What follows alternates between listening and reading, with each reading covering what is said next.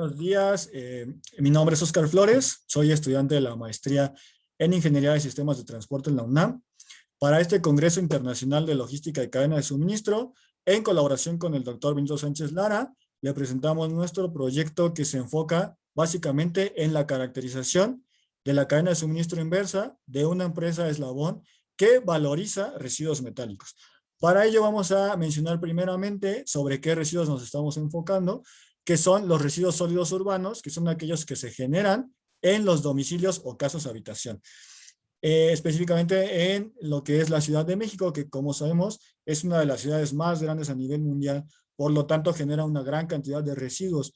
Estamos hablando que en el 2019 se generaron alrededor de 13,000 toneladas diarias de residuos.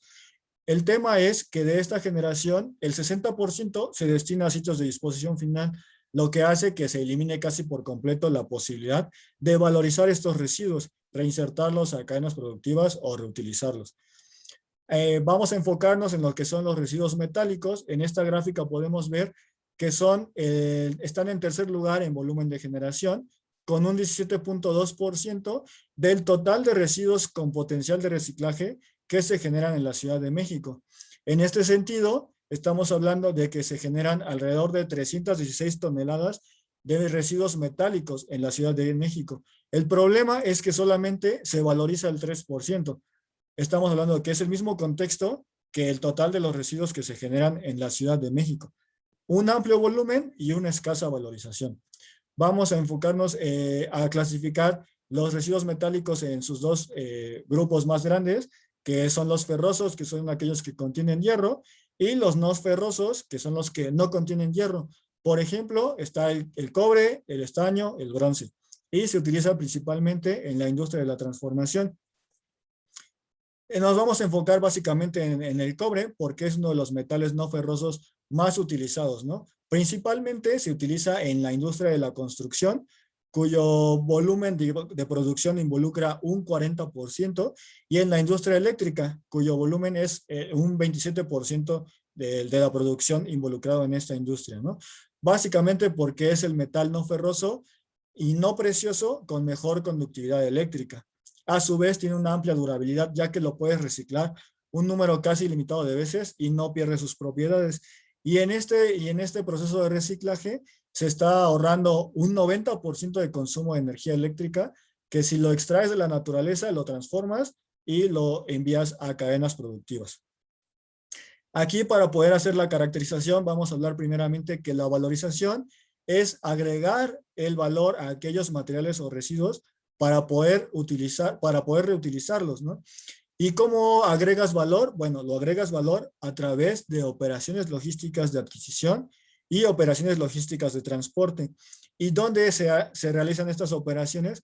Se realizan en cadenas de suministro inversas, que son aquellas que realizan este tipo de procesos para agregarle valor a los residuos y poder ser reutilizados. En ese término vamos a enfocarnos en una empresa, caso de estudio, que es básicamente una microempresa que es un eslabón de una cadena de suministro inversa, ya que valoriza los residuos que genera, específicamente los residuos metálicos. Y bueno, para hacer un esquema de la generación, el volumen de generación que realiza esta compañía a través de las operaciones que genera, hicimos un cuestionario al director de la compañía donde detectamos precisamente que los metales involucran más del 40% de la generación de los residuos. Con esto podemos identificar que es una empresa relevante, ya que es un eslabón de una cadena de suministro inversa y a su vez valoriza uno de los principales residuos que genera, que son los metales. Entonces, este proyecto se enfoca específicamente en la caracterización de estos procedimientos logísticos que realiza la compañía, y vamos a empezar con las operaciones logísticas de adquisición. En términos de la generación, sabemos que la compañía adquiere sus insumos en términos ferrosos y no ferrosos, que son tubos galvanizados y rollos de cable de cobre, y los utiliza en los servicios que realiza, ya sea en las casas, en las industrias, en los comercios. Y para poder satisfacer las necesidades de los clientes, lo que hace es cortarlos de acuerdo a sus requerimientos. Por lo tanto, genera residuos que son retazos de tubos y retazos de cable que la empresa, una vez que termina ya el servicio que realizó en esa ubicación, los acopia, los sube a su unidad de transporte, que es la que utiliza regularmente en la operación de su compañía, y los envía a un almacén temporal en donde los almacena los ferrosos durante 2 semanas y son acopiados por agentes informales, y ahí termina el trabajo, digamos, en términos de valorización para la compañía para metales ferrosos, y los metales no ferrosos los almacena durante 6 meses para promover su aumento de volumen y poder enviarlos a un centro de acopio. Antes de ello, realiza procesos de limpieza, clasificación y empaquetado y etiquetado de los residuos de cobre. Específicamente, retira el recubrimiento de plástico y los vuelve a almacenar en el almacén temporal para poder valorizarlos y enviarlos a un centro de acopio. Y aquí ya terminamos con la caracterización de lo que son las operaciones logísticas de adquisición y pasamos a las operaciones logísticas de transporte, donde la empresa, como les mencionaba, utiliza su misma unidad de su operación diaria de la compañía. Por lo tanto es un servicio unimodal y es un esquema FTL, ya que no consolida con otras compañías, sino que es únicamente los residuos que la empresa genera son los que envía al centro de acopio. A su vez, utiliza parte de su personal de la operación diaria para poder trasladar los materiales al centro de acopio, con lo cual el vehículo y su personal, al utilizarlo dentro de la valorización, inciden en la operación diaria de la compañía. Del lado derecho tenemos un esquema de lo que es la ruta de la valorización del transporte, del traslado, del almacén temporal, que está como nodo negro, y el centro de acopio, que es el nodo en color verde. Involucran una red de 2 nodos, que es una distancia de alrededor de 60 kilómetros para promover el traslado de los residuos. La operación en términos de adquisición y transporte es llevada a cabo por la misma compañía, por lo que no terceriza ningún proceso logístico en términos de la valorización de los residuos.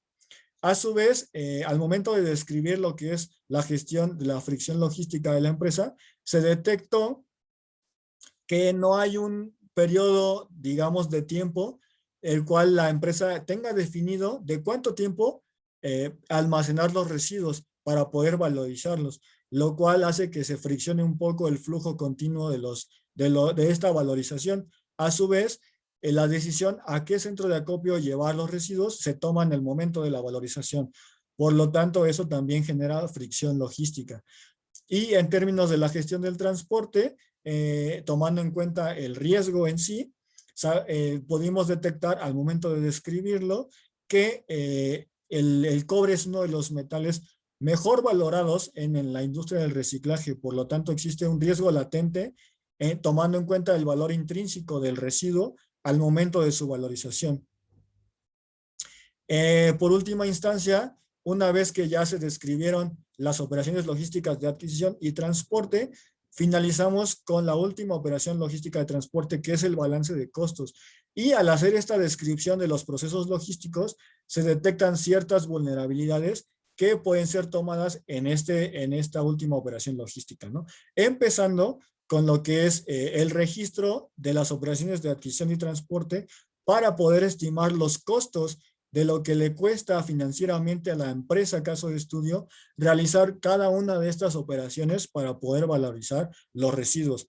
A su vez, es necesario un espacio en donde garantice la calidad, la seguridad y el control de los residuos, ya que actualmente no cuenta con el mismo. Y a su vez es necesario estimar o detectar los costos que le involucra el manejo de los materiales, que es la limpieza, la clasificación y el empaquetado dentro de la misma empresa caso de estudio, que actualmente no se conocen estos datos. Y a su vez es posible hacer una estimación de cuánto le costaría a la compañía valorizar los residuos a través de una empresa tercera, ¿no? Logística, que envíe estos residuos al centro de acopio y no la misma compañía.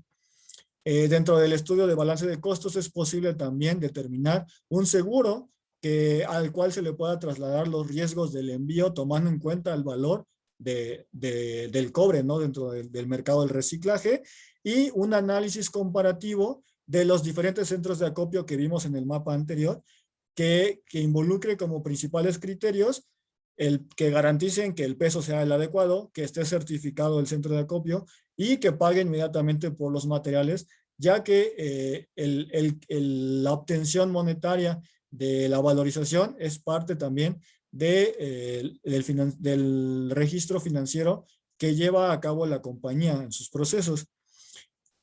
Tomando en cuenta esto, llegamos a las conclusiones de que el 60% de los residuos son enviados a sitios de disposición final. Por ende, la importancia de las cadenas de suministro inversas, ya que en ellas es en donde se valorizan los residuos, y esta valorización de residuos hace que puedas extender el ciclo de vida de estos residuos y disminuir la cantidad que envías a sitios de disposición final. Por lo tanto, es muy importante las operaciones logísticas de adquisición y transporte para poder caracterizar esta cadena de suministro inversa y ver cuáles son los procesos logísticos que realizan las compañías y promover estudios futuros que determinen una eficiencia en términos financieros y logísticos para las compañías a las cuales analizamos estos procesos operativos. Finalmente, les dejo las referencias que se utilizaron para este proyecto para que les pueda ser de utilidad. Les agradezco mucho su atención.